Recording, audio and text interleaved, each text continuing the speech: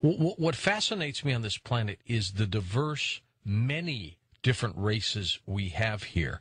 Is it because of environment and locale, or are these all? I've always thought about this. The more we look at the different race groups on planet Earth, we call ourselves the human race, but we're not one race. We're distinctly several different race groups.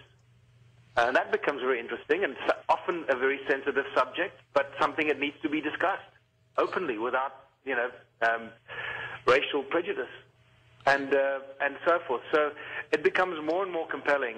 The evidence becomes overwhelming that we did not really evolve to this point in time. We somehow were manipulated into this point in time. For a specific reason, no doubt. Yeah, exactly. Some evolutionists, Michael, would say, George, don't use the word popped up. We evolved, yet it's pretty convincing that we kind of just showed up all of a sudden, isn't it? This cradle of humankind that is being sold to the world doesn't have any human skeletons in it. We have hominids in there, Australopithecus africanus and Mrs. Pless and Littlefoot, and wonderful examples of over 500 fossils that have been excavated from the Sterkfontein caves, just sort of northwest of Johannesburg. Over 500 fossils, if I've got it right. But they're all hominids, no human skeletons there. So these are all the supposedly pre-human evolutionary states. They are not human. This has become a very hot political debate in South Africa because some people believe that you've become a racist and you're drawing racial lines here. And it's got nothing to do with that. You've got to call it what it is. You've got to call it as you find it. You can't start becoming politically sensitive to one group or another. No, this is anthropology. Are these all various sex races from other extraterrestrials that have been here and, they've manipulated in their own image? So the Asian person, the Caucasian, the African, they are in the image of the extraterrestrial that came to this planet a long time ago. Have you ever thought of that? Yeah, absolutely. And once again, you obviously give this stuff a great deal of thought, and I think you put your finger right on the button one more time. Again, I look at this scientifically, genetically, and ecologically.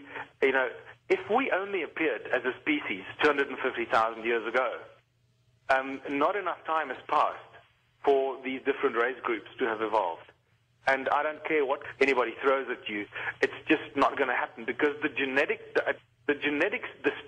strength of the genetic pool that keeps the Asian person Asian is so strong that it defies any kind of argument or scientific or a genetic evolution into that. It just doesn't make any sense. And the same goes with African people. The strength of the gene pool of Africans defies the movement away from that into somebody like me who's got a little pale skin and gets burnt when I run into the sun. You know? Yeah. It doesn't make any sense, and there's not enough time that has passed on Earth for us to have evolved so dramatically into these 3 or 4 distinctly different race groups. And that's why when I said earlier we call ourselves the human race, well, we're not really the human race because we are not one race group. We are 3 or 4, possibly more, distinctly different race groups. But the obvious ones are the Caucasians, the Asians, the Chinese. I suppose when I say Asian, I mean the Chinese type look, and then the black African, and that is fascinating stuff because it becomes a melting pot of debate. That what is interesting is earlier this year, I think it was in February, Craig Venter, the sort of so-called father of the Human Genome Project, gave a speech which blew everyone's mind, and it certainly blew my mind because he mentioned some startling facts. Until very recently, we were all sold the story that all humans are 99.9% genetically the same, right, identical. Well, that is no longer the case.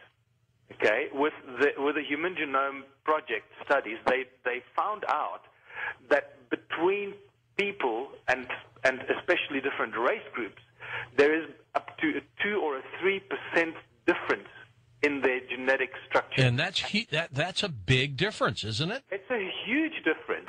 It's almost, Michael, as if they all came from different places in the universe. That's certainly what it seems like. It seems like there might have been a prototype kind of person built here, and then another group by one group of extraterrestrial settlers for a specific purpose.